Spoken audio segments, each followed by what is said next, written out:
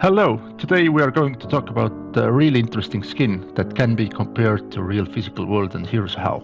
The visual legacy of a century-old Dallas sanctuary is defined by the soft, dappled light filtering through jewel tones panes. A sacred atmosphere that inspires hushed reverence. Simultaneously within a high-octane Source 2 game engine of CS2, a different kind of glow is captivating the modern digital economy.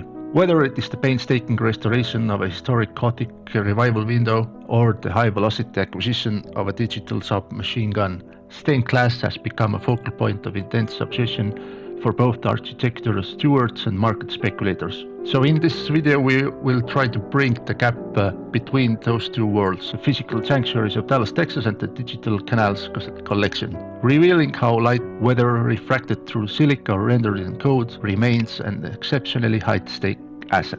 In the digital economy of CS2, the MP9 stained glass is less a cosmetic modification and more of a structural pillar of the market. Released on November 18, 2019, alongside the Operation Shattered Web update, the skin supply is inherently over. It did not return for subsequent operations like Broken Fang, creating a permanent gap on circulation.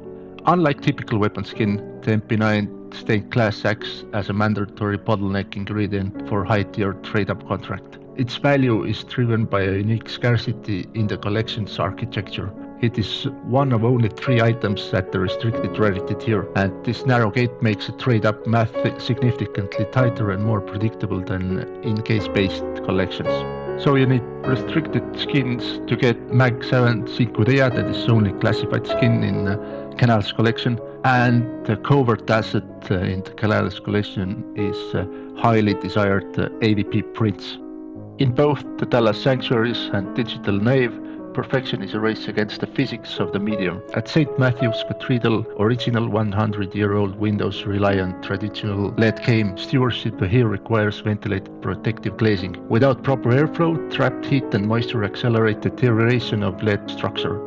Digital assets face a parallel attrition known as float values, ranging from 0.00 to 0.5. The MP9 stained glass featured anodized multicolored finish, an electrochemical process that creates a candy coat effect in the Source 2 engine. This finish is chemically prone to instant wear, meaning small abrasions appear even on factory new items. Collectors consequently hunt for ultra-low float versions with the same intensity as a conservator uses to protect 10th century glass. Due to the 0.5 float gap, even battle-scarred versions retain half their original paint. Late 2025, early 2026 witnessed a market anomaly known as the Chinese pump, driven by high-net-worth whales and social media influencers. Central to this phenom was a figure known Wind King, described by traders as the mob boss of skin pumps. By systematically buying out market listings, these actors exploited the skin's low total supply, approximately 11,000 units.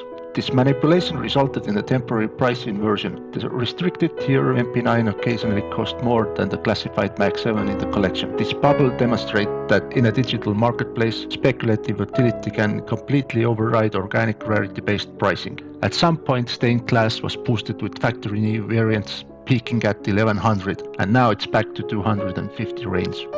Both mediums serve as vessels for hyperlocal identity. In the East Dallas, congregations are integrating the Dallas skyline and local wildflowers into sacred windows, reflecting a dedication to celebrating community through glass. The Canals collections perform a similar feat of environmental storytelling. It is digital homage of Venetian map lore and Murano glassmaking. By mimicking the geometric shards found in St. Mark Basilica, the digital skin provides a bridge between modern tactical gaming and centuries-old craftsmanship. The stained glass legacy increasingly defined by deflationary pressure. In the physical world, the specialized cost of restoration and stewardship make the original windows rarer by the year. In the digital world, these skins are burned, permanently consumed in the trade-up contracts to create rarer items, leaving the remaining supply more precious. As we witness this convergence of artistic heritage and digital scarcity, we are left with the final ponderous questions. Will we one day value these digital Venetian mosaics with the same cultural reverence we currently hold for the historical landmarks of Dallas? For now, both remain fragile, beautiful, and exceptionally high stakes. Hopefully this kind of take makes you look at CS2 skins a bit differently. Thanks for listening. Till the next time. Bye.